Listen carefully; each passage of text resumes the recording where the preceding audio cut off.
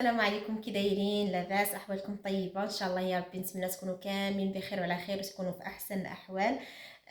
اليوم بغيت نشارك معكم هذه التجربه ديال لي ترومبلوي. حنا اليوم عاد غادي نجربوا لي ترومبلوي لان الصراحه ما كنتش نلقاوهم في المخبزات هنا في وجده. كاين في مخبزات قلالين وبعاد عليا، وصراحه كنت نعكز نمشي، ولكن اليوم غير بالصدفه دخلت المخبزه لقيتهم كاينين. قلت علاش لا ما ناخذهمش ونشارك معكم هذه التجربه.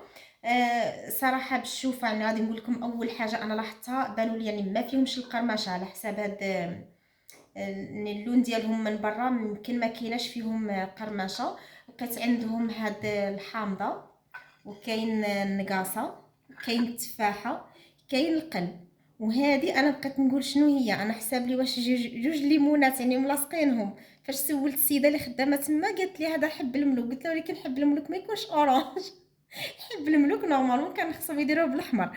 المهم اول نظره بانوا يشهيو زوينين، سورتو الحامضه بانت لي ان الحامض يمكن زوين دايرينها يعني بواحد الطريقه زوينه. غادي نشوفوا، غادي نقسم غير بالموس في الاول. شنو غادي نختار؟ غادي نختار يمكن النقاصه.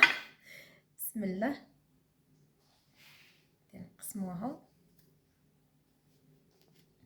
معنا يمكن كاينه شويه ديال القرماشه. غادي نوريكم دايرين النقاص في وسطها. تشهي. غادي ندوقها وغادي نرد عليكم. بسم الله.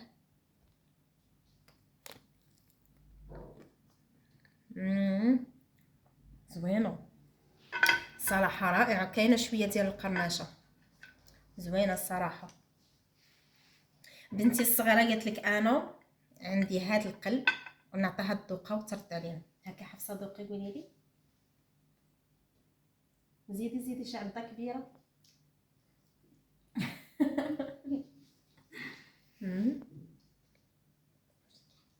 ما عطات باش دقت لي داخل، دايرين فيها سوريز لداخل. صراحه زوينه رائعه. هذه ديال القلب رائعه. اذا كانت هذه التجربه ديالنا ديال لي ترومبلوي. بعدا هاد النقاصه زوينه، القلب زوين. غادي نشوف الحامضه.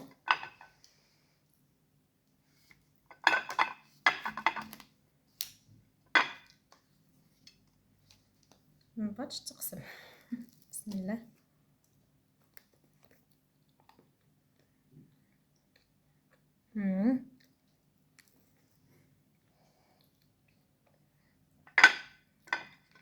الحامضه ما دايرينش فيها لوغو ديال الحامض بزاف، جايه حلوه.